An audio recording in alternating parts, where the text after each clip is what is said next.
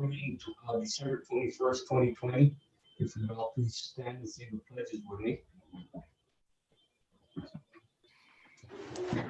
I pledge allegiance to the flag of the United States of America and to the republic for which it stands, one nation under God, indivisible, with liberty and justice for all. I salute the flag of Flag of the state of New Mexico, as we assemble perfect friendship among united cultures. Again, thank you and welcome everyone. I hope everybody's doing good.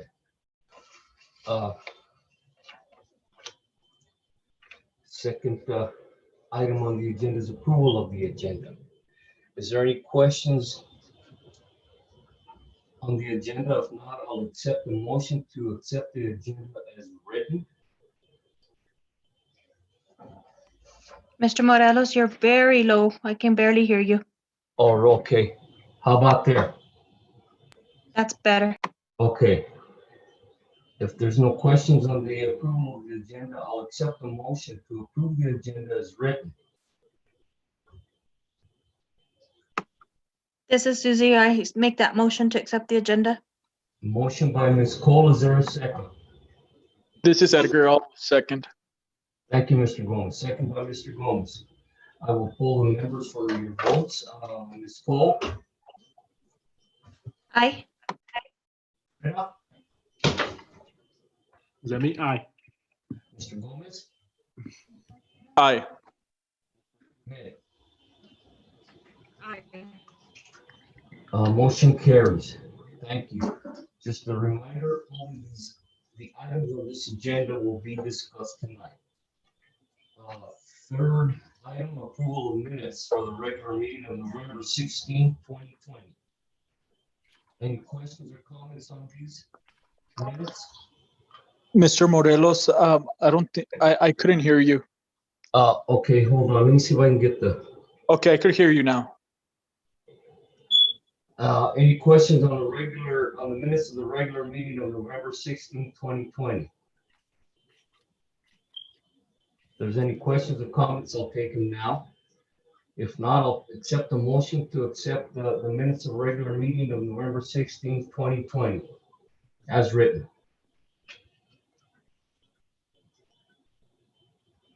I'll make the motion. Motion by Mr. Gomez. Thank you. Is there a second? I'll second that motion, Esquivel.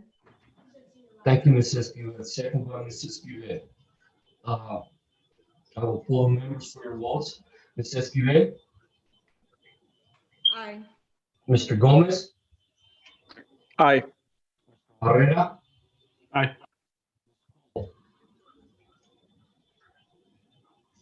Ms. Cole? Can you hear me?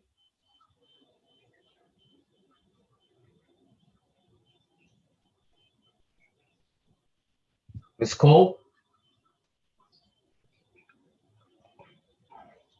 Can everybody else hear me? I could hear you. We can hear you. I'm not on my computer, and this is my son's computer, so I don't know what happened with this. Susie was muted, so I don't know if that's. Okay. Ms. Cole, can you hear me?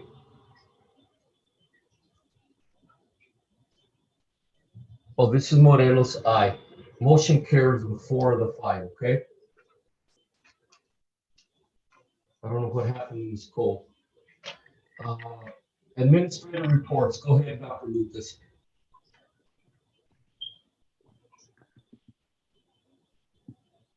We'll start off with the operations report. If you notice, we'll have, it's on the agenda tonight for the facilities master plan. Also, I know some upcoming projects. We've got the work in process to get the goals done at the gym. They've been ordered, I think they're coming out or came out today to measure. And then we are trying to get an estimate for the roof at DTMS.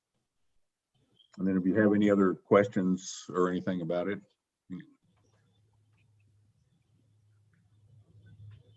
I see where Senator Smith cannot come to do the appraisal of our property. Dr. Lucas,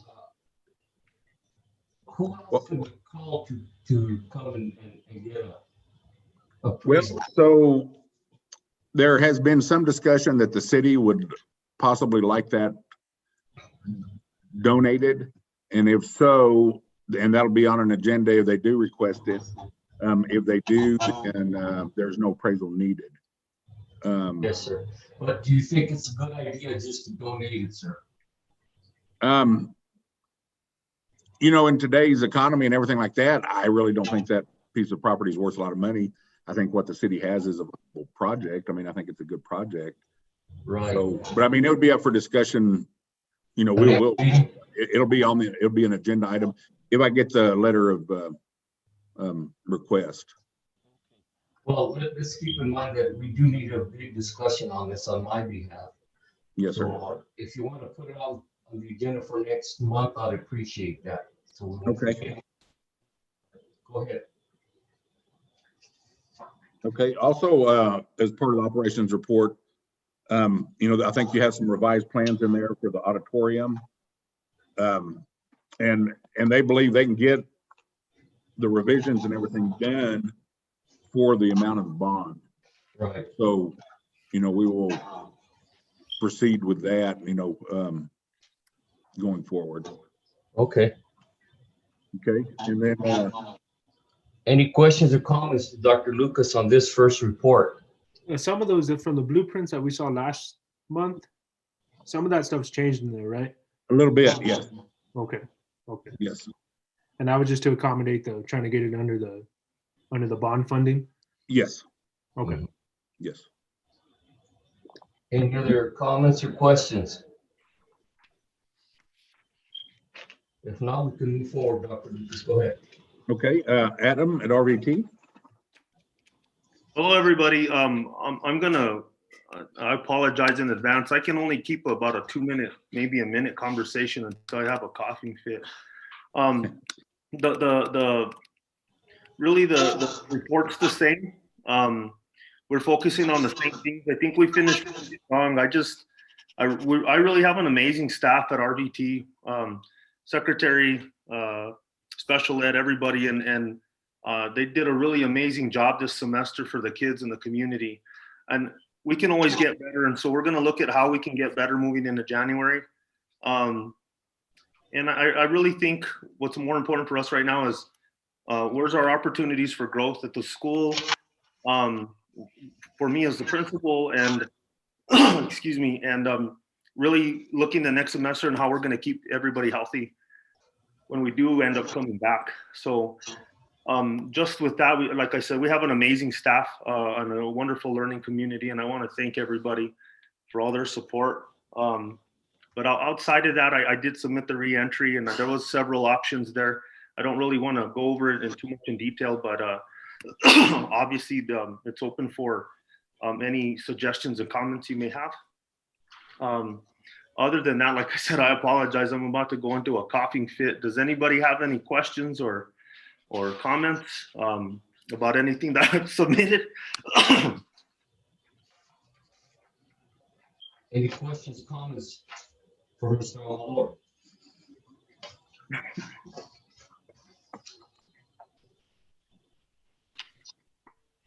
If not, we can move forward. Thank you, sir. Okay, and if y'all notice, all the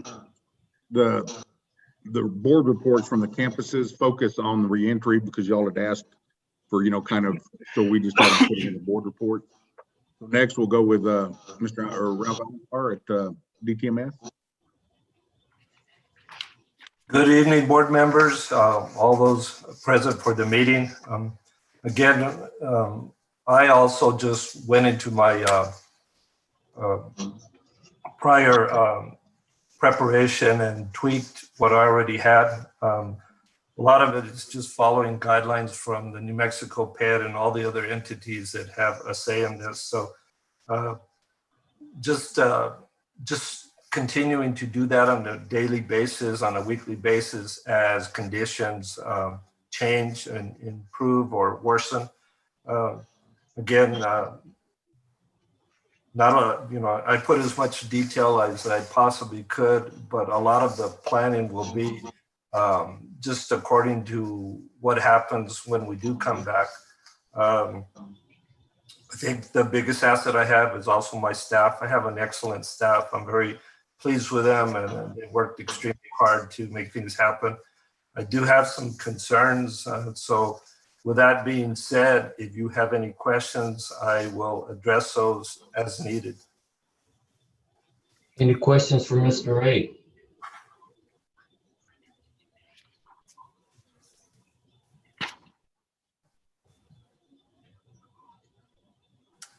If not, we can continue. Go ahead, sir. Okay, Scott at the high school.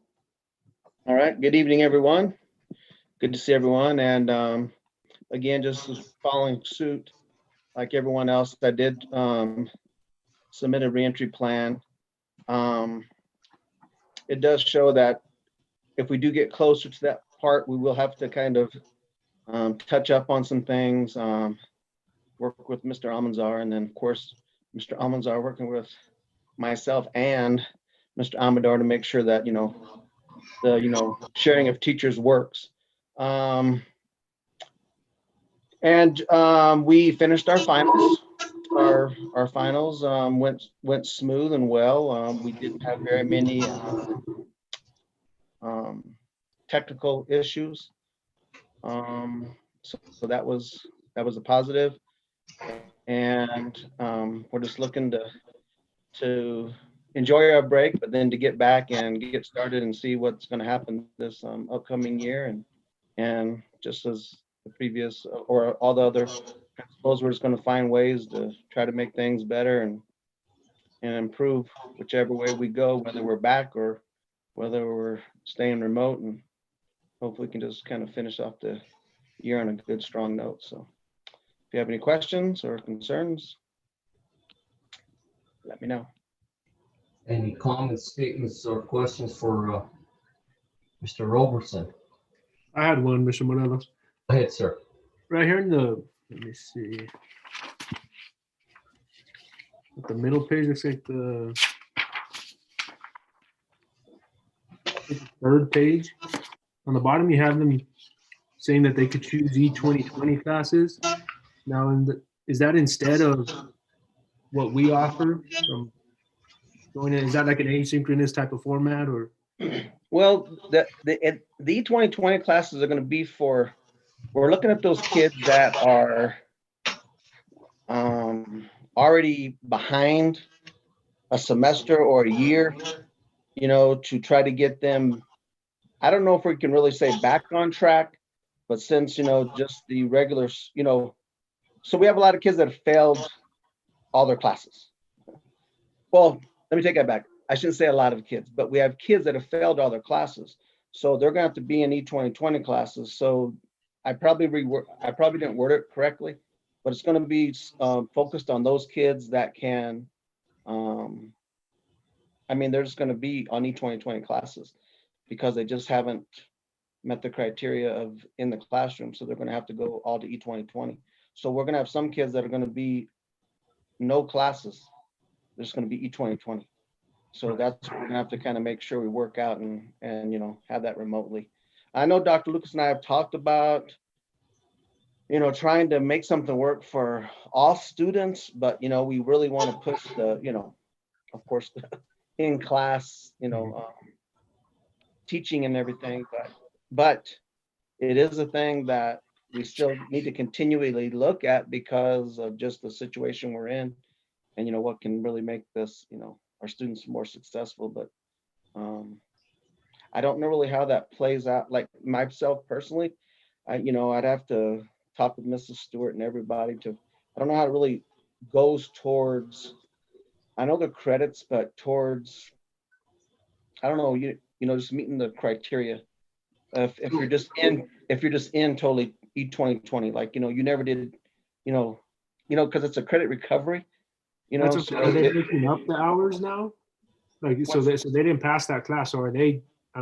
So they are behind at this point. So we're making up hours through the E2020. It's not it's not in place of what they should be in, right? Yeah. So let's just say that a student didn't pass their English class.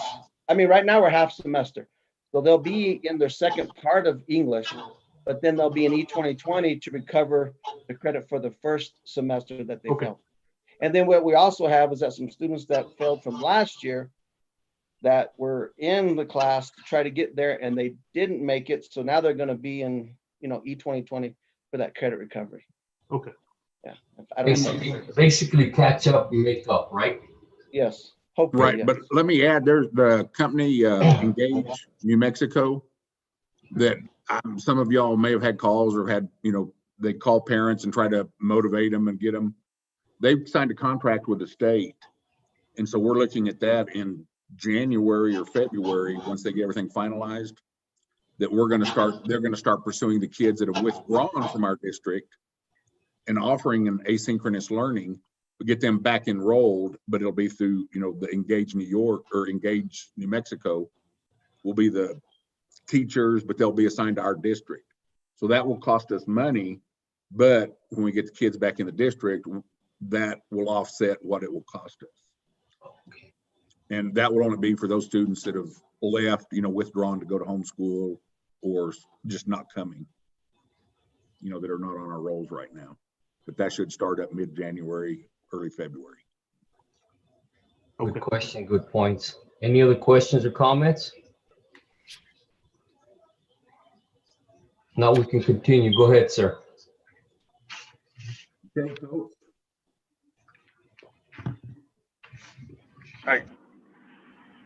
I guess that's making me a boss. Yes, sir. I figured I didn't hear nothing. So, Oh, sorry. guys, that's okay. There's nothing new on athletics. We had that. They had that meeting, directors meeting after our last board meeting, and nothing changed except that, well, something did change. We moved our sports from January till February now. So, and I kind of figured that was going to happen because of the 2-week thing, and from people coming back from vacation, they want to make sure. And I caught my dog in the background. I'm sorry. Anyway, that's all that's new with athletics. So we're going to start football. We're going to start basketball in February. January 18th is the day we could start. That's the date that the NMAA has us starting. So if everything goes as planned, nothing changes, which I'm going to make a prediction. I'm going to bet it changes. It does. But if it doesn't change, we're going to kick off January 18th, and we'll be getting in basketball. So we'll see. Thank you. Eligibility and stuff, nothing changed yet, guys. I did talk to Sally.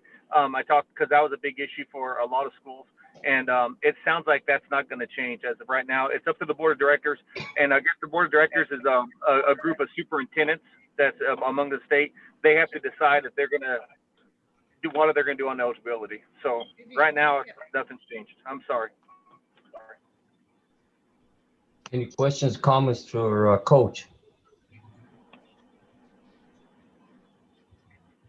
Guys, have a great Christmas. Likewise, huh? Thank you. Yeah. Go ahead, Dr. Lucas, truancy report. Okay, truancy, for the month of November, we had 127 interactions.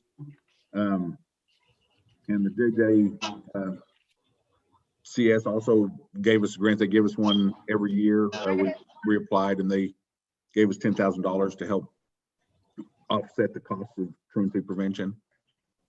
But like I said, we had 127 contacts, and that's contacts, whether it's mailed or phone calls, stuff like that. Any questions, comments for Dr. Lucas? If not, we'll move forward. Public forum. Is there anything there, Dr. Lucas, or? Ryan, anybody? We have no questions, but 22 viewers. Okay. Board of Education issues, Dr. Lucas? None right now. Okay, thank you. Mm-hmm. Number 7, consent agenda. A, approval of accounts payable and payroll liability transactions. Any questions or comments on these? If there's any questions, ask Dr. Lucas.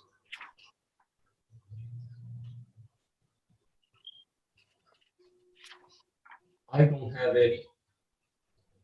If any of the board member has them, go ahead and ask. I have something. Go ahead. Okay.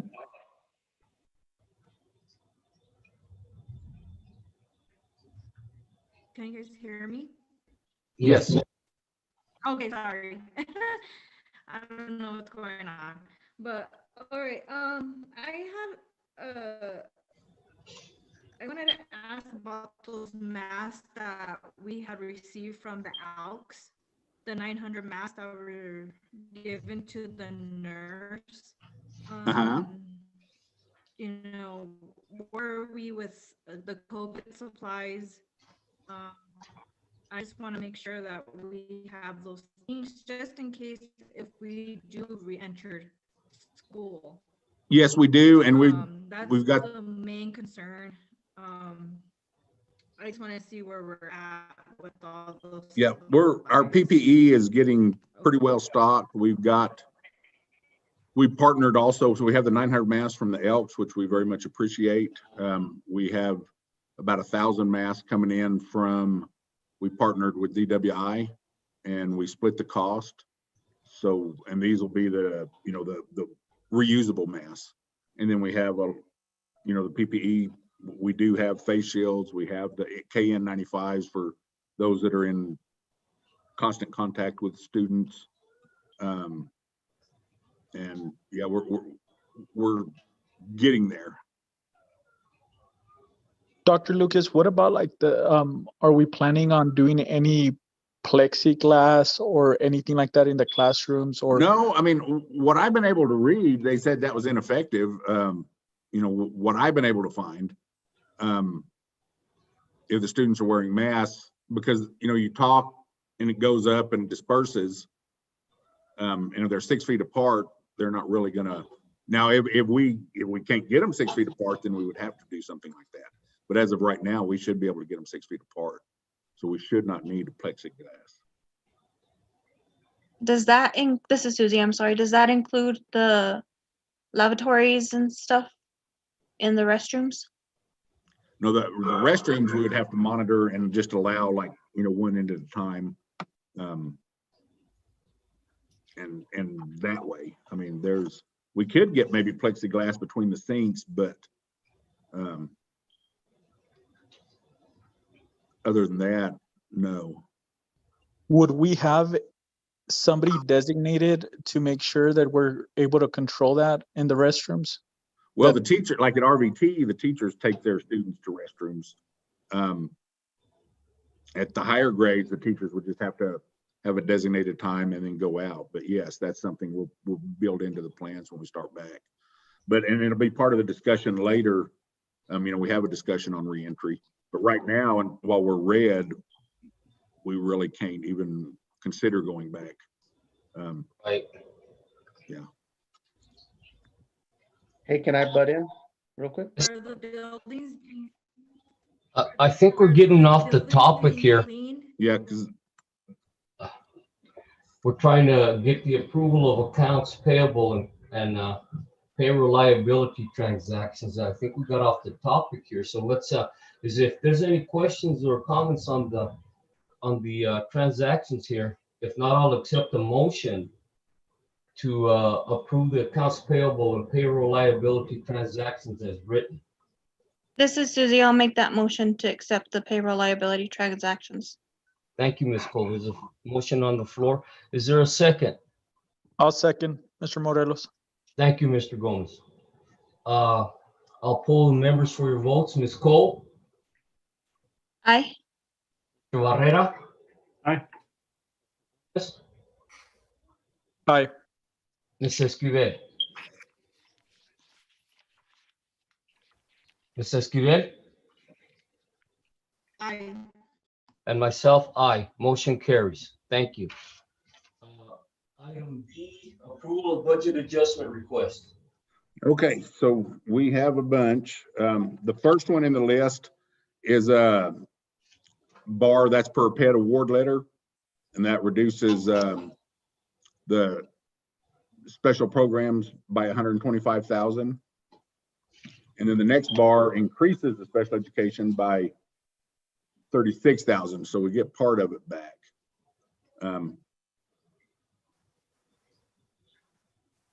So those are the first two bars. And then the rest of the bars are maintenance. And if you want to kind of,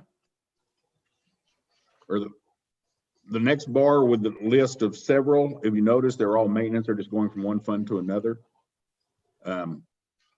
Food operations mainly going to, you want to kind of go over that one, Brian? Yeah, I mean, so basically, if you see the M on there, really what that is it is a maintenance bar, meaning that when we did the initial budgets in the springtime, you know, a lot of the expenditures were in the air as far as we didn't know if we were going to spend this much on food or I'm just using food as an example, but basically the maintenance bars are moving budget from one object code, meaning we put the money in supplies and materials, but then we ended up using it on communication services because we got the CARES Act, for example, or vice versa. But so basically, if you see an M, it's really just our way of trying to clean up the budget internally so that we can monitor it better on an individual object line. If you see the T, that represents transfer bar, and what that is moving and allocating budget from one function to another. So for example, we put budget into support services, but we really need it more in instruction. And so that's what the T's represent. So really there's no increase or decrease in money. It's really just kind of cleaning up the budget that we approved in the springtime to be more in line with the expenditures that we have experienced given all of the changes due to COVID. The bond building fund, which is number 28, is an increase bar for 527,000. What that represents is putting the budget authority on there for the cash that's held at the New Mexico Finance Authority as of June 30th. So it's kind of like a cash carryover bar. So basically that's just our way of letting PED know this cash is held at New Mexico Finance Authority so that we have that budget authority in that fund per statute to allow us to make those expenditures. And then the last bar, the transportation bar, this is the same bar that we approved at the previous board meeting. However, they disapproved it because we had not gotten the signed contract, which I believe is on the agenda for tonight, or should be approved tonight. And Ryan can correct me if I'm wrong. But basically, I had to resubmit that bar for board approval as they disapproved the last one because we did not have the signed contract. But if there's any questions, I guess, about any individual bar, let me know and I can pull it up and we can look at it together. Any questions or comments for Brian or Dr. Lucas? If not, I'll accept the motion to pass all these bars as written. I'll make that motion, Mr. Morelos. Thank you, Mr. Gomez. Motion by Mr. Gomez. Is there a second? Mr. Morelos, this is Susie. I'll make that second. Thank you, Ms. Cole. Second by Ms. Cole. I'll poll the members for your votes. Ms. Esquivel, Aye. Mr. Gomez, Aye. Mr. Barrera. Aye. Aye. Aye, motion carries. Thank you. Next item, discussion items, superintendent's evaluation. Yes, it's getting to be that time of year again. I included last year's, what we've used for the past few years for the evaluation. Also, depending upon the board's will, you can skip evaluation this year and do it when we come back to regular session. It is entirely up. This is just object for thought. We'll finalize it. If you do decide you would like to do it, but the form is attached, the same form we've used, unless you would like a different form. Okay. And we can do a closed session via Zoom. We'd basically just have to continue a session, lock everybody out, shut down the live feed, and then come back into open session once we're finished. I've got a couple of things to say, Dr. Lucas. So you're in your first year of a 2-year contract, right? Right. Okay, so if we decide to go ahead and give you an evaluation that maybe we can think of something you can work on for your next year, is there a time limit that we have to do the evaluation? I would have to go back and check board policy, but I don't Okay. think so. I'd like to ask the board for your opinions or statements or comments on what you want to do, please. We can wait on this if you want to, take a month or two. I mean, it depends on the timeline to do it.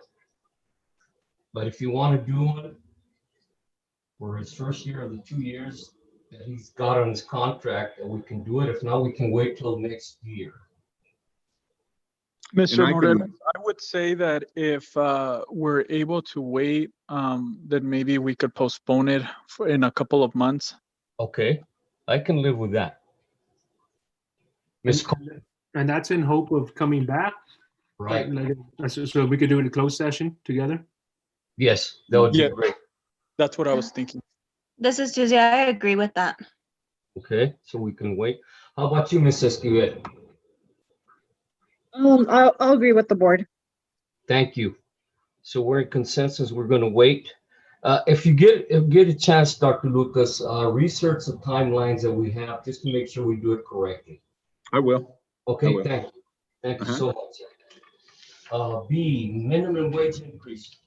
Yeah, just to give you a heads up, minimum wage goes up to $10.50 an hour come January 1. And then it goes up a certain amount in January 1 of each year after that for a couple of years. We have a few people that will be affected by this. And we'll be bringing it to the board next month's meeting. I just wanted to give you a heads up.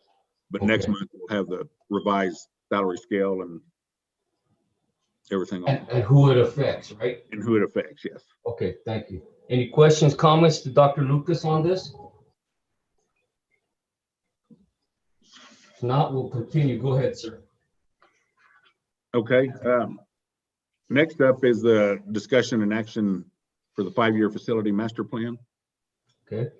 And that will be presented by Colleen. All right. And I think Ryan's gonna let you share your screen. All right. Oh boy, I've got control already. Let me see here.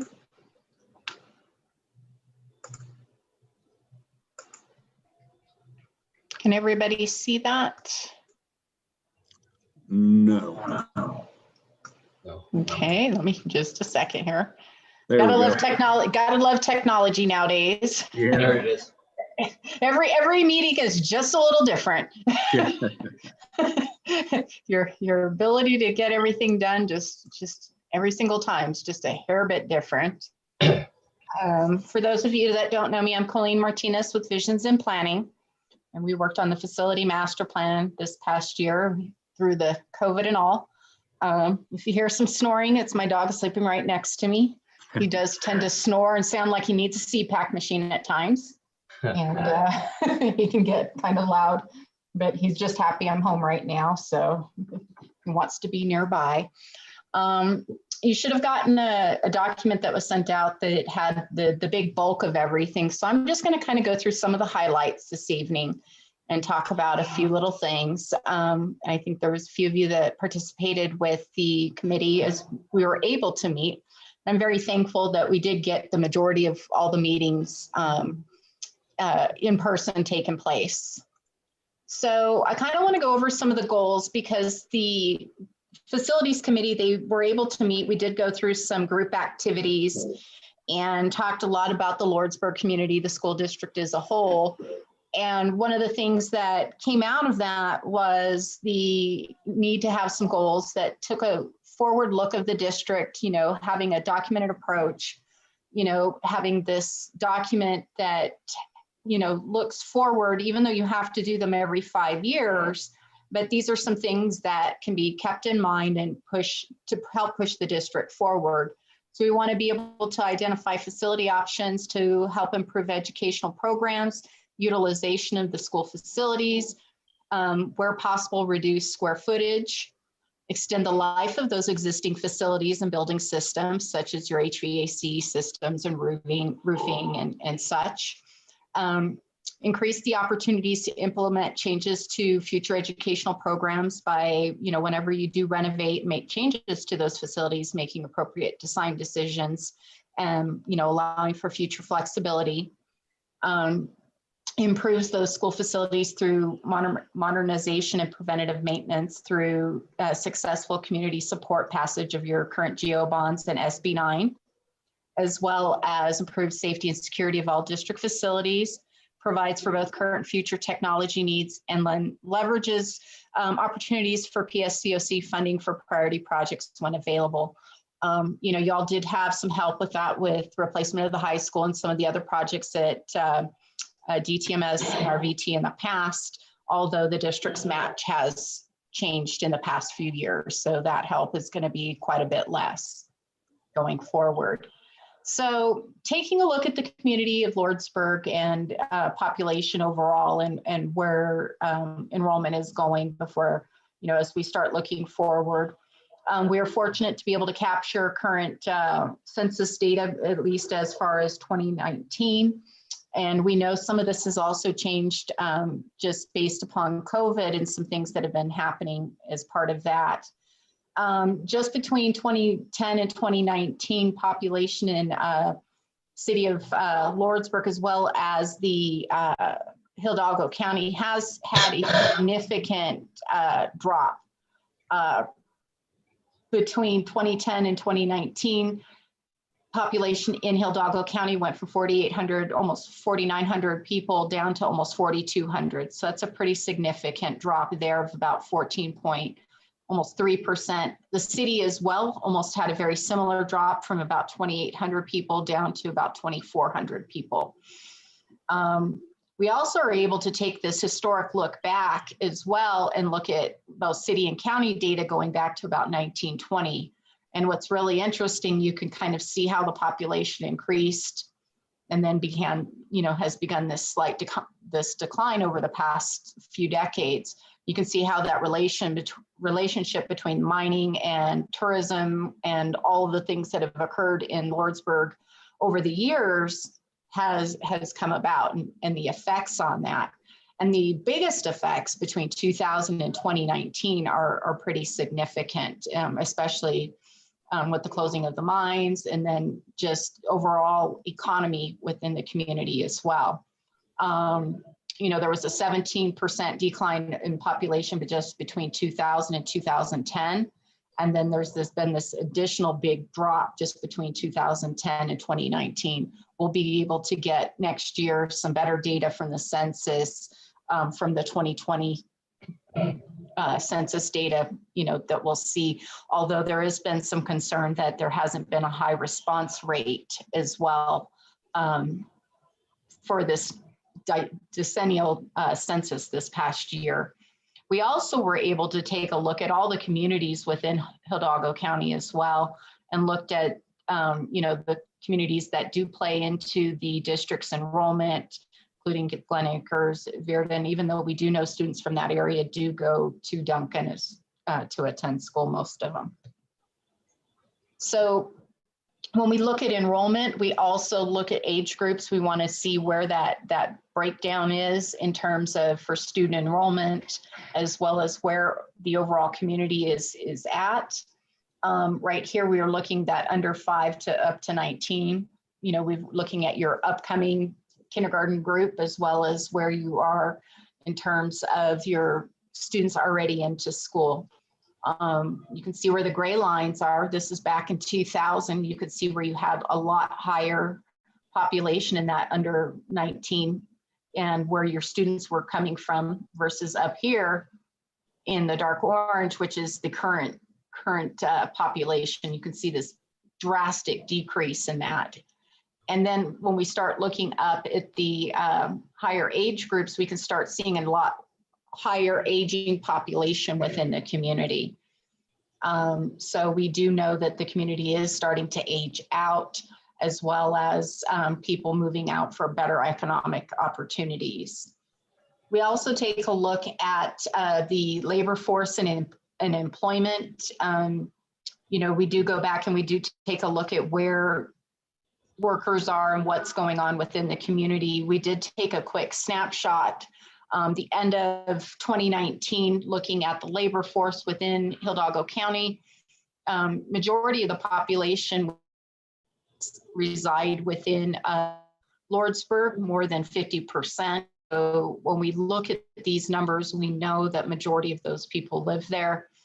The labor force last December of about a little over 1,000, and of those, almost everybody was employed.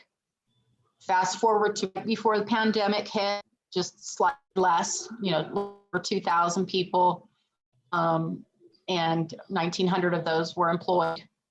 Kind of creep up to the pandemic in force back in July.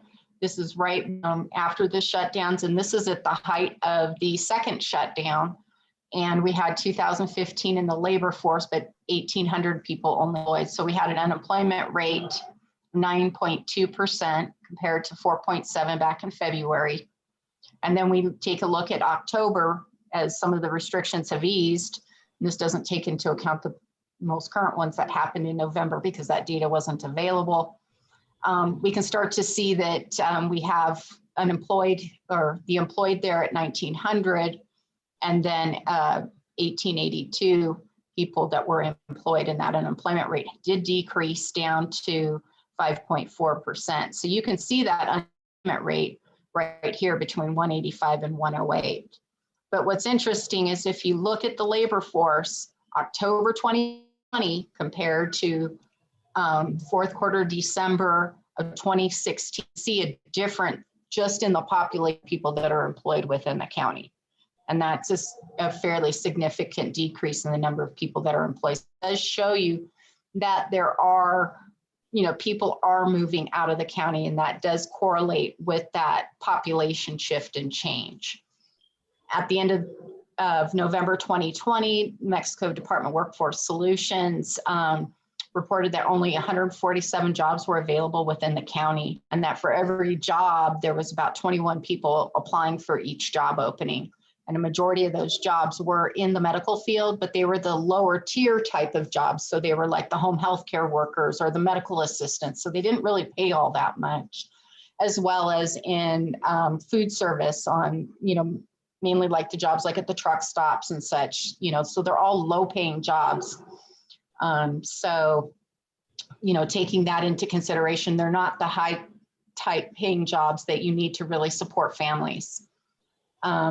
As of the end of the second quarter of 2020, basically at the end of June, the average weekly wage in Hidalgo County was $9.25, although when you look at the state on a whole, the wages for the state was about $9.58. So the county does run quite a bit lower often when you look at overtime than the state. So it is, they do pay a lot less out there. So when you're looking at population, you're looking at, you know, students or the age of the community, you know, it is still on a forward, it's on a downward trend. One thing that I do want to mention, I did go back and look at county population projections. They had projected that the population for Hidalgo County would be at about 4,100 people in about 20 years from now. And so it's kind of interesting that we're already at that point. And some of the information that I've come across and been reading is that, you know, there really needs to be something countywide knocking on the door of Santa Fe, I feel, and saying, you know, you got to remember where we are and we need some economic development help down here. It's pretty significant, somebody to make people up in Santa Fe pay attention right now, because these are numbers that, you know, have been projected farther out in the future, and they're here now. So there is some definite need for the state to start paying attention to southwestern New Mexico pretty significantly. In our report, we did take a look at Luna and some other communities down in that way, and they're all trending down. So it's pretty significant across the board in southwestern New Mexico. So when I take a look at student enrollment, looking at historic enrollment across the board district-wide, we start back in 2011-12 overall district enrollment at 544. We do know that this year is an anomaly with COVID-19, although we did still project that there was going to be a decrease in enrollment. It was going to be in the high 400s, so, but not this significant. This is pretty far down. And this is something that I'm seeing across the state because we do work with a lot of other districts across the state. And everybody is seeing this decrease. And so when I look at enrollment decline, I'm actually kind of going back to last school year because PED is basically kind of holding this year kind of a hold harmless right now for funding.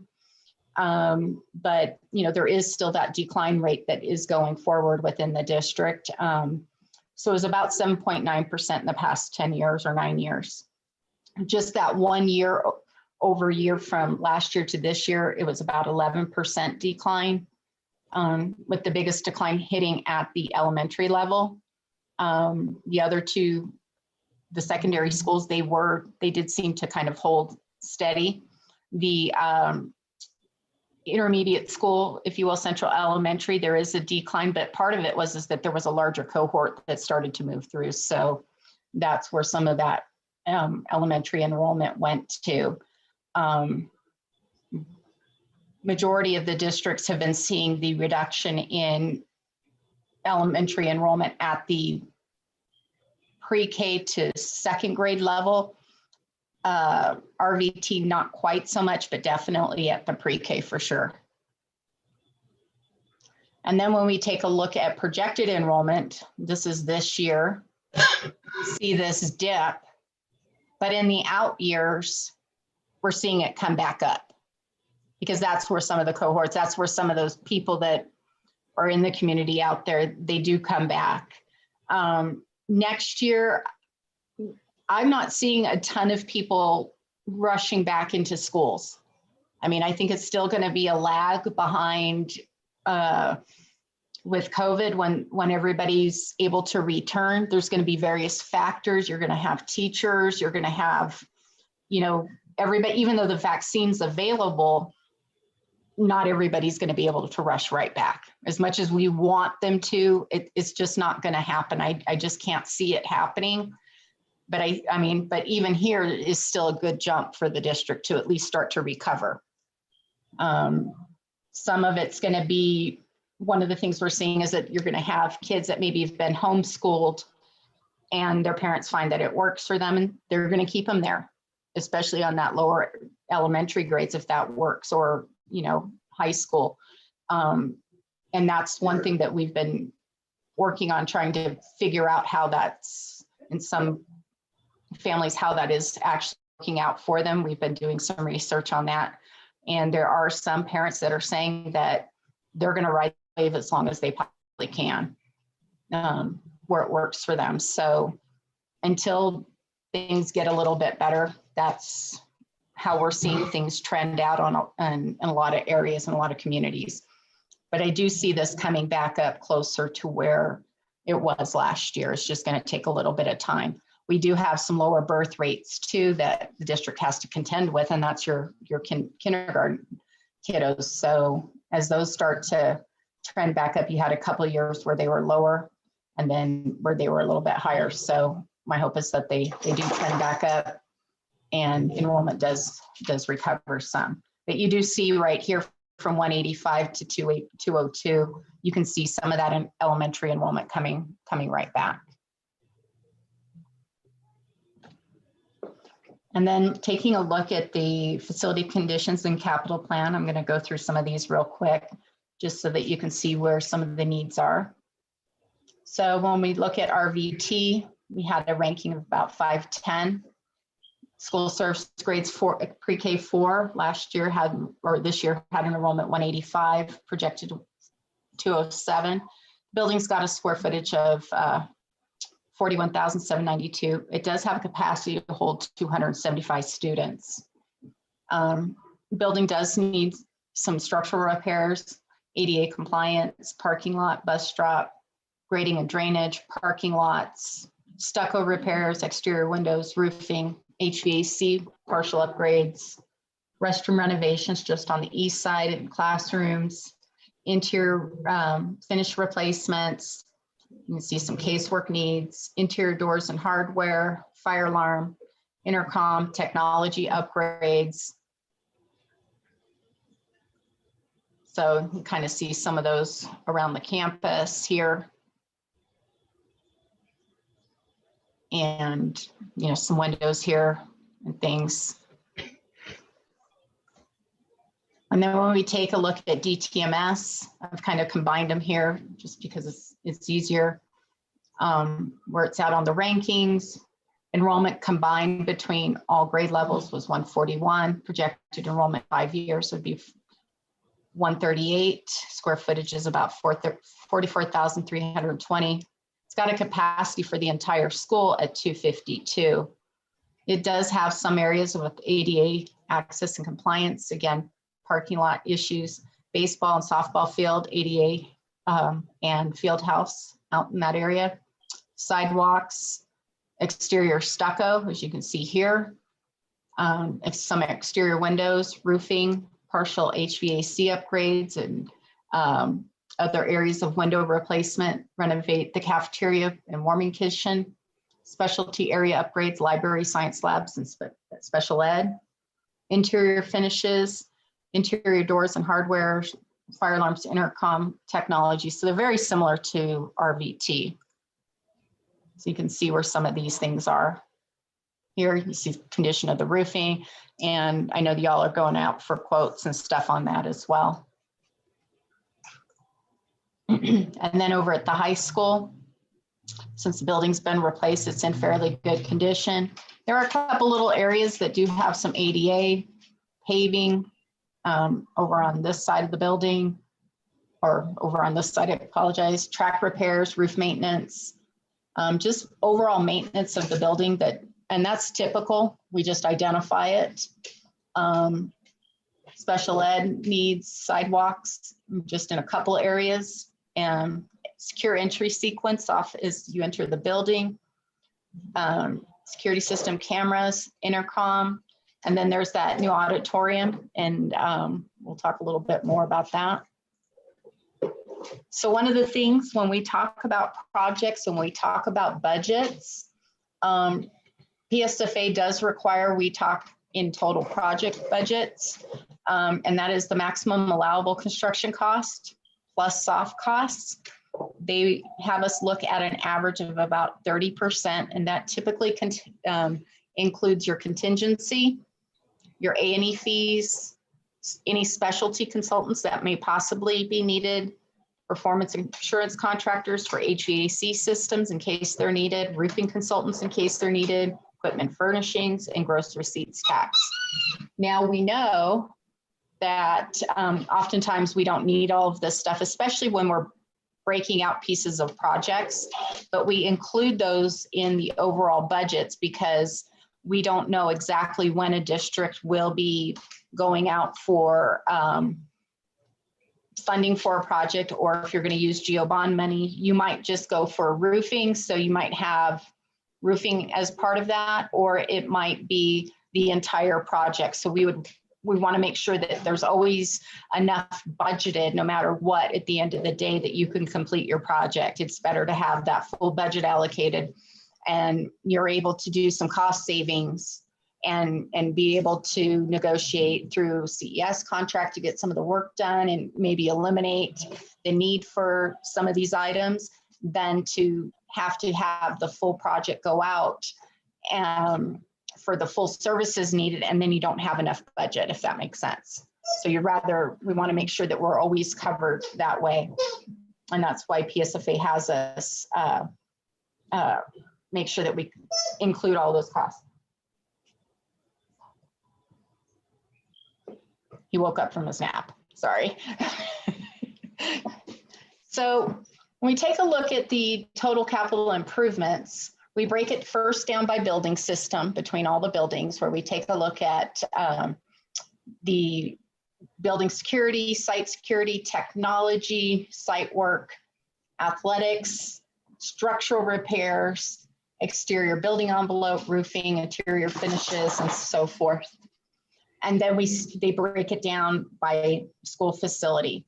Now, one thing that we did do, and I worked with Ryan on this, is that we know that the district was looking at the new performing arts building, and we were caught on the edge of not knowing exactly how much, if the district was going to be able to afford a brand new building, or if it was going to be done over at the Central Elementary. And because we were trying to get the project completed at the end, the crossover of that was, I needed to give the cost for the full replacement or full construction of a new building, knowing that most likely you're going to have to do the old Central Elementary gym for the performing arts. So the way that I crafted the capital plan within the district's document is that no matter what happens, that the district and the Board of Education have the opportunity to reorder at any point in time any of the project priorities, no matter what. And if you can do something for less money, then you can move on to other priorities no matter what. So you can readjust and move anything around.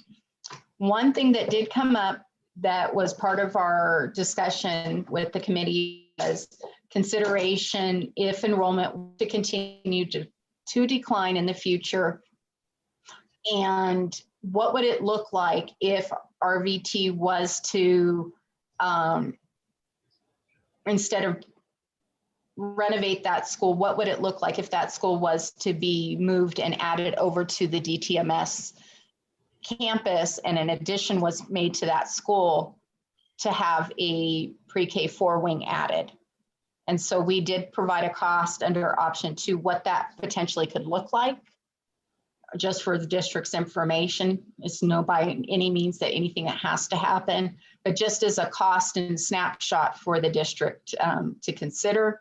What would happen is that the renovations here would not be done, and then this would move up into in place of it. And just so that it was for informational purposes, so that you all would know as a board in the future what that would take.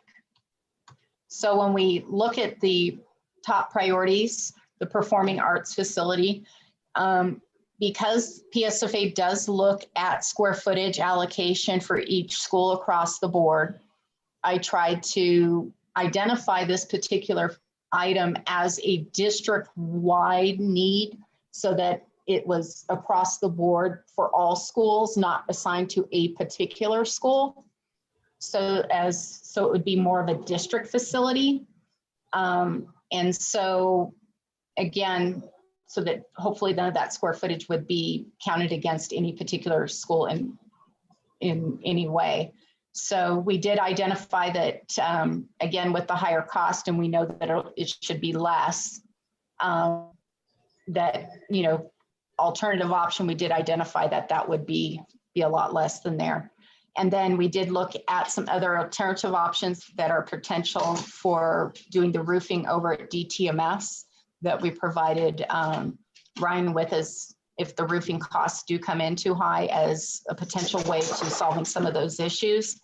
And then some items that can be completed over at RVT, as well as the secure entry system for the high school, and some other hardware upgrades, store hardware upgrades that are needed in some of at DTMS and at the high school as well. So again, even though they have the priorities, it's based on budget available. The board, it is structured, the capital plan, that anything comes in less, you don't have to spend as much in soft costs. As your GEO bond and your SB 9 monies are available, you can reorder and spend more. So we had another second set of priorities that were currently unfunded, of like the next set of things as money is available, especially through SB 9 and such. So like the auto shop, there needs a vehicle exhaust system, connecting an intercom from the welding shop to the main building, and so on and so forth. So as money comes up, you already have the list, And if something down here is more important and needs to move up, the board at its option can always move these things around.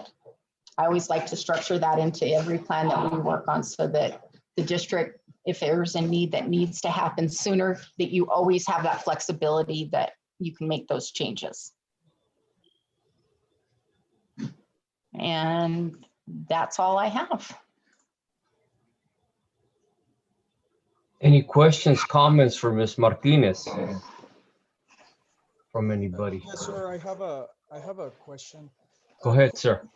Who decided on the first set of priorities? Who decided how they were prioritized, or how did the auditorium become number one? Between what the committee and the district?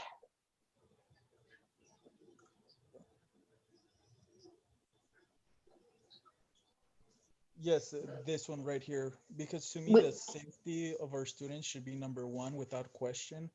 And you know, the Lordsburg High School, which I will go back to years back when this school was built, and this should have been taken care of back then. But I just something like the security of our students and the safety should be number one without a doubt, and that's just my opinion. And again, these can be reordered however the board wants to reorder them. And it's not all GEO bond funding. This is GEO bond and SB 9. So that the district can pay for them out of both funds.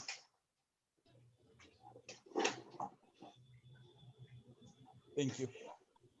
And this also is the 2021 bond I failed to mention, and also either the 23 or 25 bond. The way I was explained to by RBC that you may go out for a 23 or it may have to wait till 25. It just depends on debt service at the time. But you do have some SB 9 money that can also be used and allocated towards these. Thank you. Mr. Gomez, do you feel that your question was answered? Yes, sir. Okay, go ahead. We can proceed.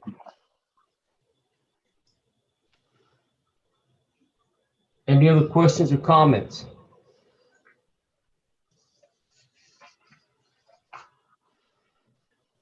Can I put it on? Do we have to approve it today, or can we take some time to look over the priority list one more time? That's my question. Sorry. Dr. Lucas? I think it needs to be, like she said, the priority list is not, we're just approving the plan. The priorities can be changed at any time. So like next month, if we come back and you want to rearrange priorities, that's perfectly fine. We're just approving the plan as required by PED. But anything, you know, priority list, anything like that, as we review it, can be changed. That is correct. And I structured it such that you can readjust any of those. And it's very clear. I've got a question, Mrs. Martinez. These priorities were set by the committee, right? That's where you got these priorities right now, Yeah. but it can be changed by the board. Yes, sir. Okay, thank you. I had another question on the DTMS roofing replacement. I know you said back in the operation reports that it was you guys are going to get quotes on that. Yes, What is your suggestion on that? Should we wait to see what other vendors can quote us on, or is this part of it? Well, for the roofing, we're actually planning on using leftover bond money from last year from the turf, and then we have some SB 9 money. So we should be able to, as soon as we get the estimates in, we should hopefully have enough to do that. Okay, thank you. Uh-huh. Okay, is there any other questions or comments? And if there is, go ahead, sir, go ahead.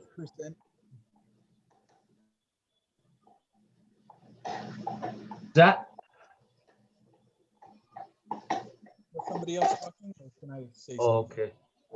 Well, if there's any more questions or comments, I'll accept the motion to accept this facility report as written with the exception that if we decide to change some priorities, we can do it.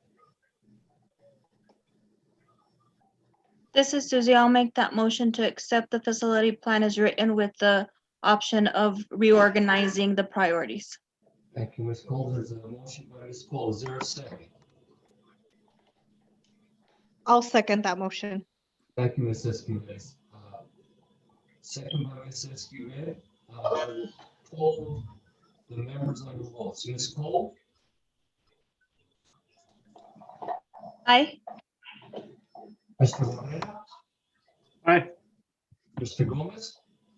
Aye. Ms. Esquivel? Aye. Aye. Motion carries. Thank you. All right. Item B, Dr. Lucas. Yes, we have for approval of a amended bus contractor contract. We are, we're awarded from the state monies to purchase a new bus. And so it's additional 22,000. That's one of the bars we redid this. Right. So we amended it to include that money in this contract, so we can get it approved through PED to get that out. And I believe that was the only change. Ryan, is that the only change? Yes, that was the only change to the contract. Yeah, just adding the monies in for the bus. Any questions or comments? If not, I'll accept the motion to approve the amended bus contractor contract as written. Mr. Morelos, we can't hear you, sir. Is there a motion to approve the amended bus contractor contract? I'll make that motion, Mr. Morelos. Thank you, Mr. Gomez. Motion by Mr. Gomez. Is there a second?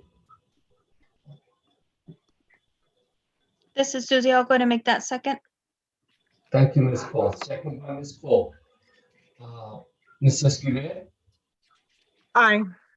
Mr. Gomez? Aye. Mr. Herrera? Aye. Ms. Cole? Aye. Myself, aye. Motion carries.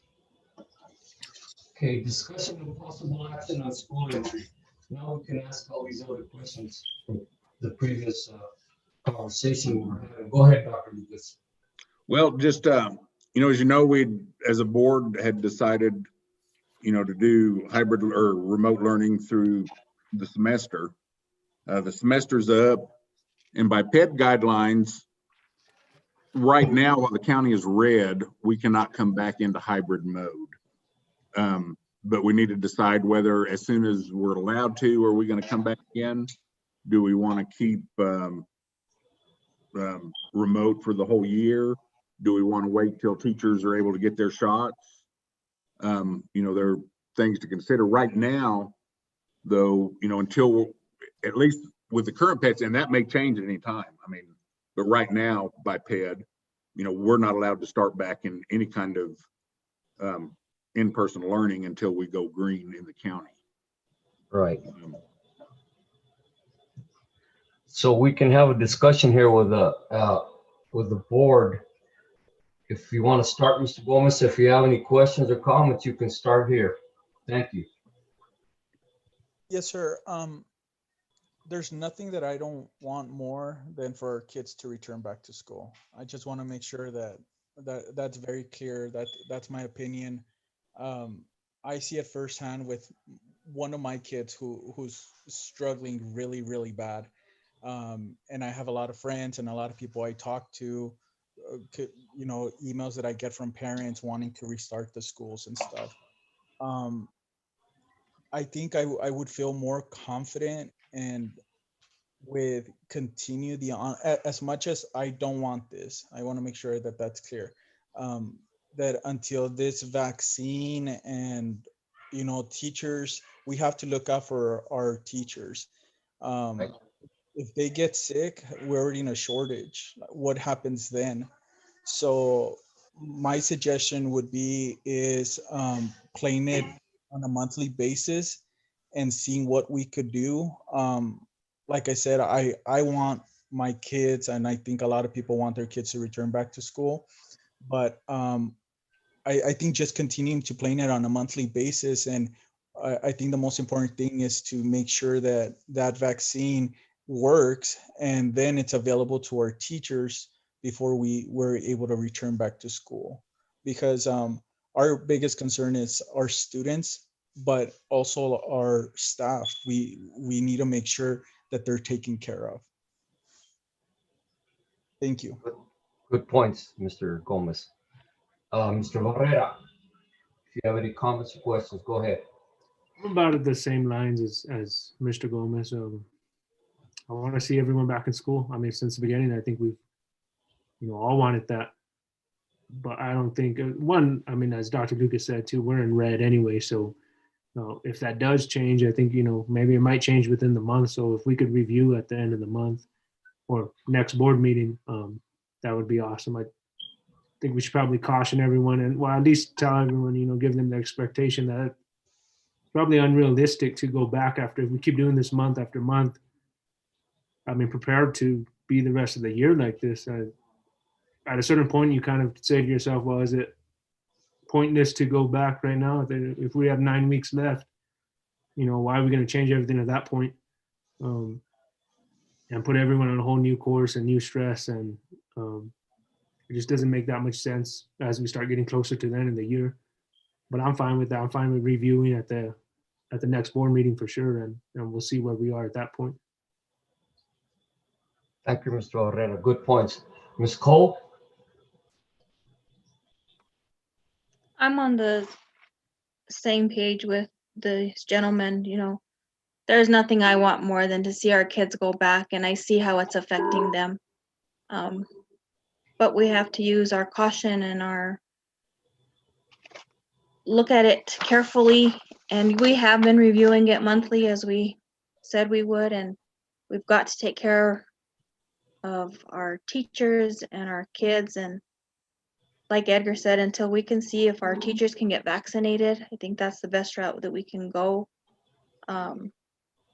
Yes, I see that everybody wants their kids, and I want my kids back in school too. But right now it's just not feasible.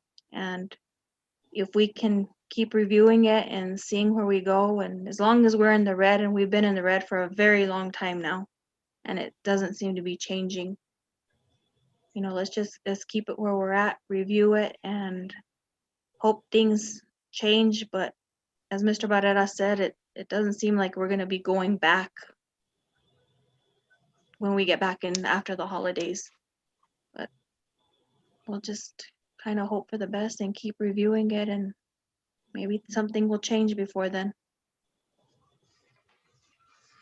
Again, good points. Mr. Esquivel?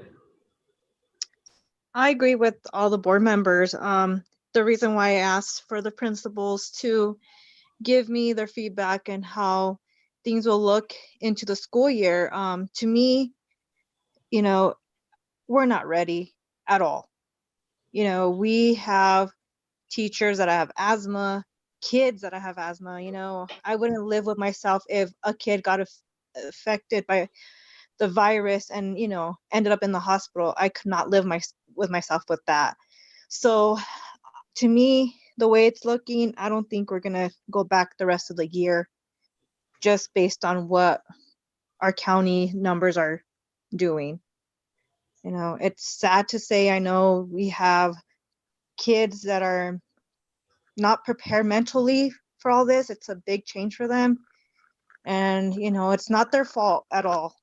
It's not their fault, but just let them know that we're here and our principals and our teachers are doing their best they can to be there for our kids. I just want to thank each and every one of our staff, employees that are trying to reach out for our kids out there. But to me, it's not, I don't think it's going to happen. Thank you, Ms. Escobar. Again, I truly agree with all of you. The safety of our administrators, well, starting with our students, of course, and administrators and teachers, to me, that's the biggest thing. This COVID thing is unreal at this time of our lives. So again, I agree with all of you. Good points have been brought up. I appreciate your input, and I appreciate the support you give our staff, administrators, and our students. Our staff is unbelievably good, and I thank you all. Go ahead, Dr. Lucas. No, that is all I agree. I mean, we all want our students back. I mean, there's no doubt about it. The teachers want them back, but at the same time, we do have a lot of teachers with health issues. We have students with health issues. I know Las Cruces has lost 3 teachers already, I believe. I don't know if they've lost any students. I do not want to be a district that has to go through that. We've had some people catch it, and thank God nobody's passed away with it, but we still have some employees that are pretty sick with it.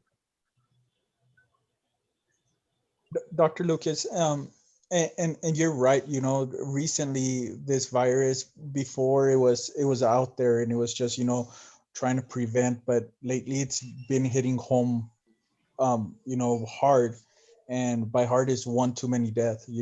Yes. So one thing that Mr. Barrera did say, that I guess I personally hadn't thought about is that stress of, playing it. I know I said at the beginning, let's play it month by month, but now it got me thinking he's right.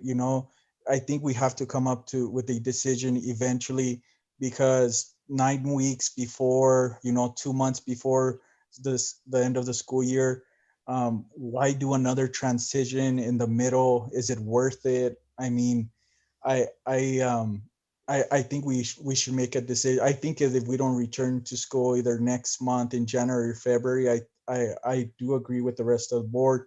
I think we should stay on online learning for the rest of the school year. But I just want to say thank you to all of you guys. I know that you guys are trying really hard, and this is not an easy decision, not for anyone. But we have to do what we think it's best. This is Susie. Can I make another comment real quick? Sure. I know it's very unsettling for a lot of parents that our kids can't go back to school. But we have to look at the reality that we have to watch the well-being of our students and our teachers, because if our teachers get sick, we don't have anybody else to replace them. We can't bring in a substitute that's gonna be able to fill in that spot like we used to. We've got to take every measure to ensure the safety of everyone, and ensure that the education that we are working on providing, yes, it's not what we're looking for, but our staff and our administrators and everybody they're working very diligently, and they're working really hard to provide this education for our kids, even though it's at a distance. But I've seen these teachers and I've heard them on the computers, and they're trying really hard, and they're doing the best that they can with the resources and the materials that they have. And they do interact with the kids, and they do check on them. And the little ones, one class that I get to see, they're very interactive with them. So let's, we have to try and be positive. And, I apologize to those that don't agree with our decision, but we've got to look out for the cumulative overall picture. We can't just look at single points. So I hope everyone understands and can live with what we're deciding on. Thank you, Ms. Cole. Any other comments or statements? I had a question. I know it's probably off subject, but if we do get our vaccine, you know, with our teachers, our administrators, are we gonna have a policy in place, or how will that look if the vaccine is offered? So it'll be, I'll have to check with Pat. I don't know if we can legally make it a requirement, but if we get it fairly quickly, like say in January, and you know, if a teacher chooses not to take it, that won't be an excuse to not come back to work. I mean, because they have that opportunity. Right. Does that make sense? Yeah. No, I was just making sure. I know it's gonna probably be a legal question Right. for that, but I just wanted to see. I'm sorry At about that that. point, once the vaccine's available and offered, and if somebody chooses not to do it, that is, I mean, and I hate to be that way because I don't want to sound contradictory, but then it kind of becomes on them. You know, they've had the opportunity to have the vaccine, so you know, they choose not to take it. That is their personal choice. That's on them. Yeah, that's correct. Yeah, you know, maybe that would be a legal question you could probably ask Yes. later down the road. Thank you. Okay. Thank you. Good question, Ms. Escobar. Any Dr. other Lucas, comments, statements? Go ahead. Mr. Morelos, I do have one more question for Dr. Lucas. Right ahead, sir. Dr. Lucas, are our teachers, do they have all, and I'm not doubting you by any means. I'm just wanting to make sure that our teachers have all the support that they need. You know, do we have enough IAs to cover all teachers? Are our teachers fully being supported still with this, you know, online learning? Because I know it could be difficult. I just want to make sure that they're receiving all the assistance that they are needing, IAs and all. Yes. Now we don't have enough IAs for, you know, the high school. I think maybe has one. Junior high has maybe two. RVT has several, and they're split between the classes, but they do get help. They get assistance. You know, if a teacher can't be there, we try to have somebody cover, or the students are given the work to work on while the teacher is not there. But they are getting support. We've had several trainings throughout the year, you know, on proper, you know, how to use Google Classroom. We've had a couple of Google trainings. We've had hybrid, or how to teach online, how to interact with the students online. We had one training for, and it was split. We had one on the math. We adopted a new math, so they had a training on the math, and then we had a training on, you know, the mental health aspect of it. And those have been on the Fridays that, you know, that we work. Okay, I just wanted to make sure that we continue that support as much as we can, to make sure that we're doing everything we can to assist them. Yes, sir. Any other comments, statements from the board?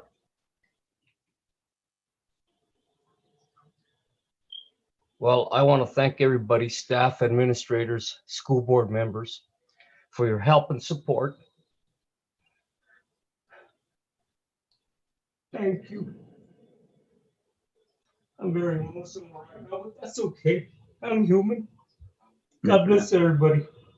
Yes, sir. Any other comments, statements? Again, thank you from the bottom of my heart for your support for our staff and administrators, guys. I appreciate you so much. Yes. Is there anything else? If not, this meeting's adjourned. We discussed all our items. Thank you. God bless all of you. Yeah, Merry Christmas, everybody. Merry Christmas. Merry Christmas. Merry Christmas. Thank you, everybody, for all that you do. Yes, thank y'all. Thank you. Hey, Jonah, check your email. Oh, he left.